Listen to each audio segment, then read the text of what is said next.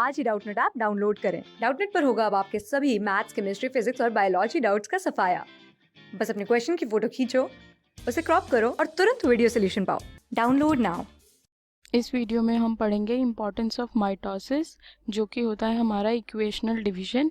तो ये जो माइटोसिस है वो हमारी बॉडी में किन किन चीज़ों के लिए बहुत इंपॉर्टेंट रोल प्ले करता है, उन सबको हम यहाँ पे डिस्कस करेंगे एज अ पॉइंट वाइज। ठीक है, तो सबसे पहला इम्पॉर्टेंट पॉइंट है जो हमारे माइटोसिस की सिग्निफिकेंस है वो है ग्रोथ।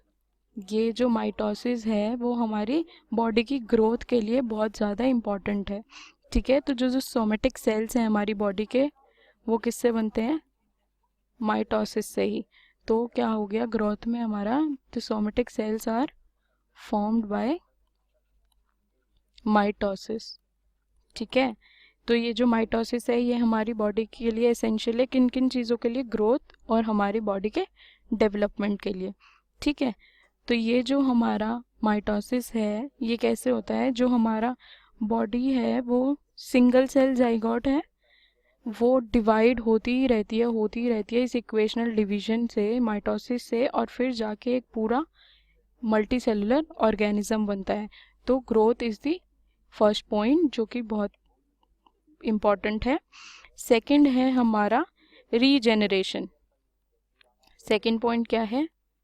रीजेनरेशन। तो जो माइटोसिस है वो हमारे सोमेटिक सेल्स को क्या करती है? रीजेनरेट करने में हेल्प करती है।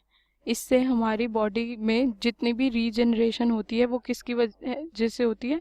वो माइटोसिस की वजह से होती है। तो इसको हम क्या कह सकते हैं? ये जो हमारी बॉडी है, जो हमारा माइटोसिस है, वो हमारे सोमेटिक सेल को जेनेटिकली सिमिलर रखती है। Somatic cells of an organism genetically similar. ठीक है, क्या माइटोसिस कीप्स, यहाँ पे कीप्स लिख देती हूँ मैं, keeps somatic cells of an organism genetically similar.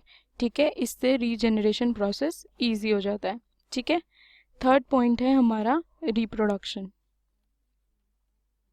इस सिग्निफिकेंस में जो थर्ड पॉइंट है वो है रिप्रोडक्शन। अब जो माइटोसिस है वो एक मेथड है हमारा किस चीज़ का? Multiplication of single cellular organism, multiplication of unicellular organism. जो सिंगल सेल्ड ऑर्गेनिज्म है उनका रिप्रोडक्शन किस से होता है? इस माइटोसिस प्रोसेस से ही होता है। ठीक है, नेक्स्ट पॉइंट है इसका सिग्निफिकेंस में वो है न्यूक्लियोसाइटोप्लाज्मिक रेशियो। Nucleocytoplasmic ratio. तो जो सेल होता है हमारा उसका जो न्यूक्लियोसाइटोप्लाज्मिक रेशियो है वो बहुत हाई होता है।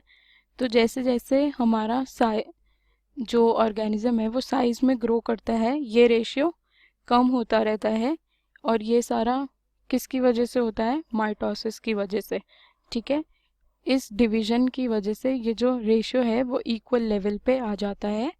ठीक है, हमारे जितने भी सेल्स हैं उनमें डिवीजन होता रहता है, और जैसे जैसे साइज बढ़ता है ये रेशियो कम होता रहता है, लेकिन उसको इक्वल रखने के लिए ये हेल्प करता है। ठीक है, नेक्स्ट है हमारा रिपेयर। ठीक है, बॉडी के रिपेयर मैकेनिज्म के लिए भी ये माइटोसिस इम्पॉर्टेंट है। तो ये क्या है? मैकेनिज्म फॉर रिप्लेसिंग ओल्ड, या हमारे जो वॉर्न आउट सेल्स हैं उनको रिप्लेस करने के लिए, उनको रिपेयर करने के लिए ये माइटोसिस बहुत इंपॉर्टेंट रोल प्ले करती है। ठीक है, एक और इम्पॉर्टेंट पॉइंट है वो है हमारा opportunity for differentiation. Opportunity for differentiation. अब हमारी बॉडी में डिफरेंशिएट होने के लिए ये जो मल्टी सेलुलर ऑर्गेनिज्म है उनको डिफरेंशिएशन के लिए माइटोसिस हेल्प करती है। ठीक है, mitosis produce multi cellular condition, ये मल्टी सेल्यूलर कंडीशन प्रोवाइड करती है जिससे हमारी बॉडी में डिफरेंशिएशन के अपॉर्चुनिटी बढ़ जाती है, मल्टी सेल्यूलर कंडीशन। ठीक है, एक और इम्पॉर्टेंट पॉइंट है मेंटेनेंस ऑफ क्रोमोसोम नंबर। अब इससे क्या होता है, ये जो हमारा क्रोमोसोम नंबर है वो मेंटेन रहता है। क्रोमोसोम नंबर कैसे मेंटेन रहता है, क्योंकि ये जो माइटोसिस है इसमें रेप्लिकेशन और इक्विटेबल डिस्ट्रीब्यूशन होता है क्रोमोसोम्स का, है ना, तभी तो इसको हम कहते हैं इक्वेशनल डिवीजन, क्योंकि इक्वल नंबर में ये डिवाइड होता है, तो हमारा जो क्रोमोसोम नंबर है वो भी इसमें मेंटेन्ड रहता है। एक और है सिग्निफिकेंस, वो है हमारी हीलिंग। हीलिंग और रिपेयर ऑलमोस्ट सिमिलर ही है। तो हीलिंग में ये है कि जो हमारा कुछ और जो पार्ट है जो इंजर्ड हो जाता है या कोई वूंड हो जाता है, तो उसमें भी माइटोसिस ही रोल प्ले करता है। माइटोसिस से ही हमारी बॉडी में जो सेल्स हैं वो हेल्दी सेल्स वापस बनते हैं। ठीक है, अब जो लास्ट इम्पॉर्टेंट है इसका, सॉरी सेकंड लास्ट है, वो है मेंटेनेंस ऑफ सरफेस और वॉल्यूम का जो रेशियो है वो भी माइटोसिस से ही मेंटेन होता है। तो जो हमारा सोमेटिक सेल है जब वो डिवाइड होता है तो उसका रेशियो भी ऐसे ही अनइक्वल होता है, फिर उससे इक्वल लाने के लिए ये माइटोसिस हेल्प करता है। लास्ट पॉइंट है हमारा कैंसर।